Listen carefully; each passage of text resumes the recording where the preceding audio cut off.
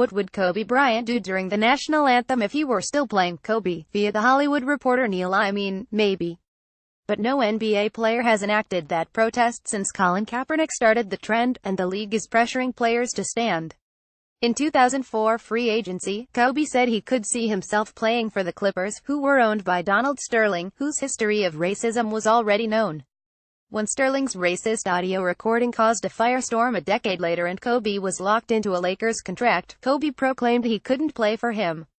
There's nuance to both situations, but it's also easier to say you'd take a brave stance in a situation you know you won't face than to actually take a brave stance. The Knicks are no longer a triangle team. You can hear Knicks fans screaming hallelujah. They are no longer Carmelo Anthony's team.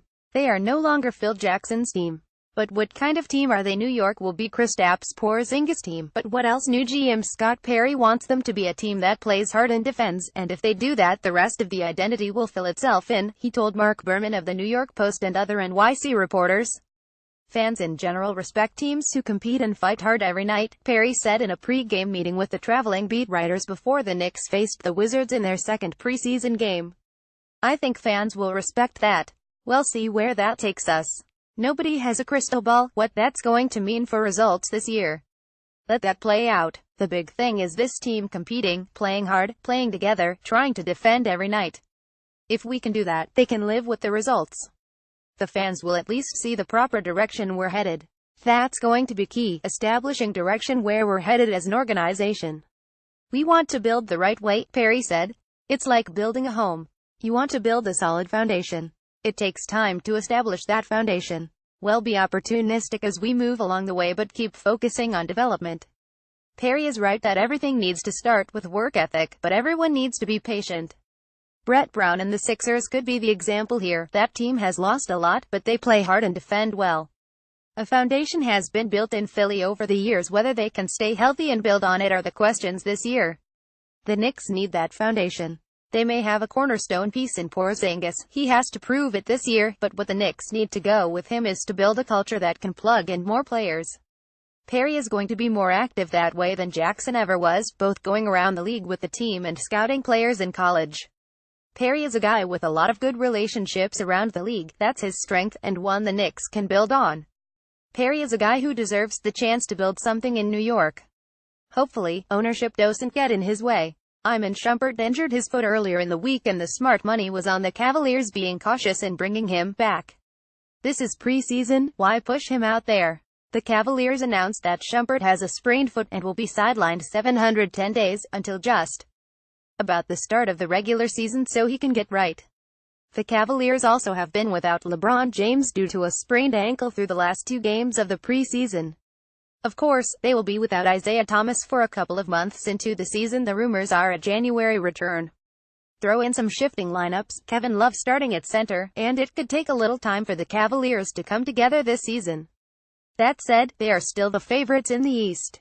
After 7 straight trips to the finals, nobody should bet against LeBron until he actually does and make the finals. Cleveland AP, LeBron James will sit out Friday's exhibition game against the Indiana Pacers as he recovers from a sprained left ankle. James got hurt on September 27 when he stepped on a teammate's foot in practice. He took part in Cleveland's workout on Thursday and the club wanted to see how he responded before deciding if he would try to go against the Pacers. He's going to sit again as a precaution, the team said. The 3-time champion also missed Wednesday's preseason opener against Atlanta. Cleveland next plays on Tuesday against Chicago.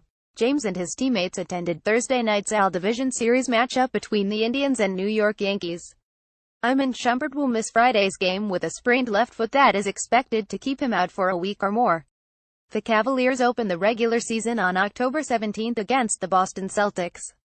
It was a surprise when Leslie Alexander put the Houston Rockets up for sale, but there were $2.2 billion reasons it turned out to be a good deal for him.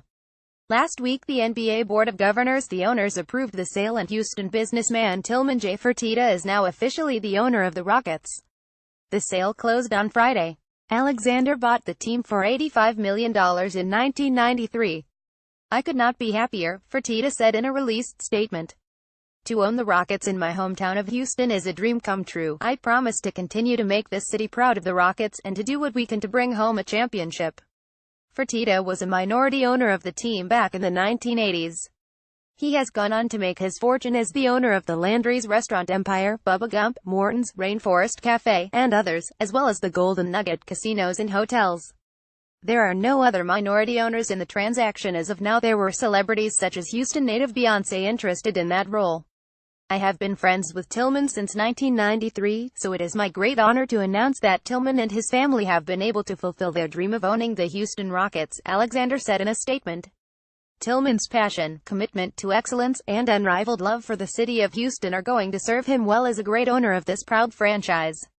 Fertitta takes over a franchise that is $2.5 million over the luxury tax line for this season, with that number likely to spike as Chris Paul becomes a free agent next summer, assuming the Rockets plan to keep him, likely with a max or near-max contract. The Rockets also turned a $53 million profit last season, according to an internal NBA report leaked to ESPN. Will Fertitta continue to spend money to keep a contender on the court? Probably. He said he wants to bring the city a title and that will cost, but any time a new owner takes over, it's something to watch.